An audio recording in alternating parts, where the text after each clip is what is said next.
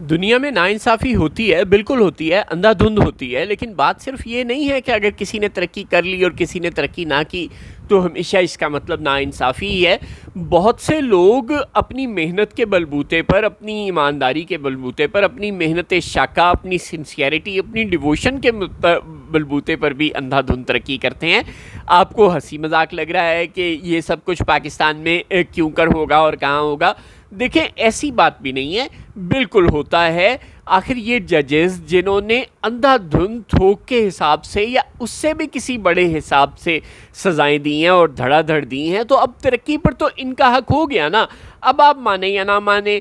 और 5-10 साल बाद यही लोग हाई कोर्ट्स के जजेस होंगे, सुप्रीम कोर्ट के जजेस होंगे, हाई कोर्ट्स के चीफ जस्टिस होंगे और मुबैना तौर पर सुप्रीम कोर्ट के चीफ जस्टिस भी होंगे। वैसे आपस की बातें अल्लाह ना करे, लेकिन बहरहाल अब हकदार तो यही हो गए ना। अब चीफ जस्टिस के ओहदे इन्हीं लोगों के लिए हैं। आपको याद होगा कि इस वक्त जो जजेस हैं सुप्रीम कोर्ट के और हाई कोर्ट्स के, इनमें से अक्सरियत वो हैं जो चीफ जस्टिस इफ्तिखार चौधरी के वो 2011-12 वाले फैसले के बेनिफिशरीज़ हैं, जब उन्होंने वो पीसीओ जजेस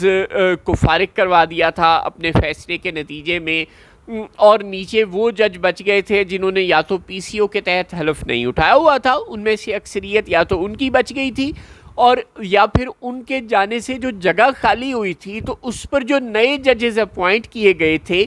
उनकी एक बड़ी तादाद आज पाकिस्तान के अदालती निज़ाम की हुक्मरान है। बाय द वे,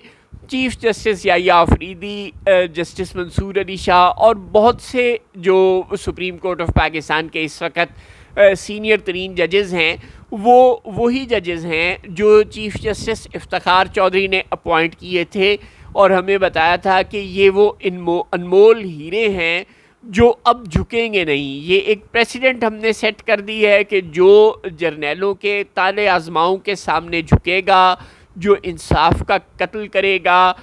और जो जजों की ग़ुलामी करेगा, आईने पाकिस्तान की ग़ुलामी नहीं करेगा, वो फारिग हो जाएगा, उसको इज़्ज़त नहीं मिलेगी और अदालती निज़ाम से उसको फारिग कर दिया जाएगा। लिहाजा अब हमने चूँकि एक प्रेसिडेंट सेट कर दी है, डोगर कोर्ट्स वाले तमाम जजेस को फारिग कर दिया है और उनकी जगह हीरे मुंतखब कर लिए हैं, तो चुनांचे अब ये हीरे जो हैं ये तो आए ही इस वजह से अदालत आलिया में हैं कि ये जर्नैलों के आगे नहीं झुक रहे। लिहाजा अब ये हीरे जब आला ओहदों पर पहुँचेंगे तो पाकिस्तान का अदालती निज़ाम दुनिया में कहीं अल्लाह माफ़ करे पहले दूसरे नंबर पर आ जाएगा। और हुआ क्या,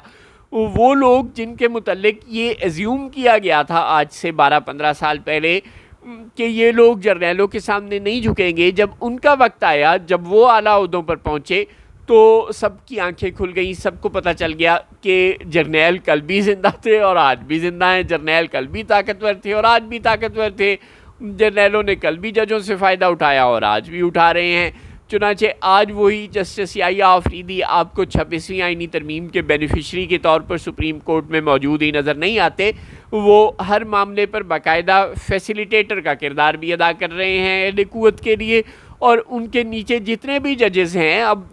तमाम हाई कोर्ट्स के चीफ जस्टिस हमने देखा कि इधर उधर से ट्रांसफ़र करके लाकर बिठा दिए गए। अब ये जो नीचे एंटी टेररिस्ट कोर्ट्स हैं, चाहे वो सरगोदा की है, चाहे वो फैसलाबाद की, चाहे लाहौर की, चाहे रावलपिंडी की, ये जहाँ चाहे इस्लामाबाद की, धड़ाधड़ जितनी सज़ाएं दे रहे हैं 10-10 साल और आज तो 25-25 साल की सज़ाएं भी आ गई। कल हम हैरान हो रहे थे कि यार ये 10 साल की सज़ा वाला मामला बड़ा ज़्यादा हो गया। अब तो कोई इस्माइल साहब हैं, अजीम इंसान है, पता नहीं वो कौन है बेचारे, जिनको सरगोदा की एटीसी ने माशाल्लाह 25 साल की सज़ा भी सुना दी है। तो ये वाले जज साहब जो है आपस की बातें लगता है चीफ जस्टिस सुप्रीम कोर्ट बनेंगे और 10-15 साल बाद अगर हम आप जिंदा हुए देखने के लिए तो शायद देखें कि जो सरगोदा की एटीसी के जज हैं ये कहाँ तक पहुँचते। खैर, तो अब ये जज साहिबान माशाल्लाह जिस तरह झुके हैं अहले कुव्वत के सामने, जिस तरह इन्होंने चीफ जस्टिस याहिया अफरीदी के हुक्म पर अमल करते हुए सुबह 3-3, 4-4 बजे तक समातें की हैं इन 9 मई के केसेस की, और 14 अगस्त तक चूँकि फैसले देने थे। और आप उसकी बात है, ये बड़ी अजीब बात है जो कुछ बड़े सीनियर सहाफ़ी भी कर रहे हैं कि ये बड़ा जुल्म हो गया जो जनाब इन जजेस ने 24-24 घंटे 18-18 घंटे तवील समातें की हैं 14 अगस्त की डेडलाइन को मीट करने के लिए, तो चीफ़ जस्टिस ने बड़ा जुल्म कर दिया। उन्हें ये डेडलाइन नहीं देनी चाहिए थी कि आप 4 महीने के अंदर फैसला करें।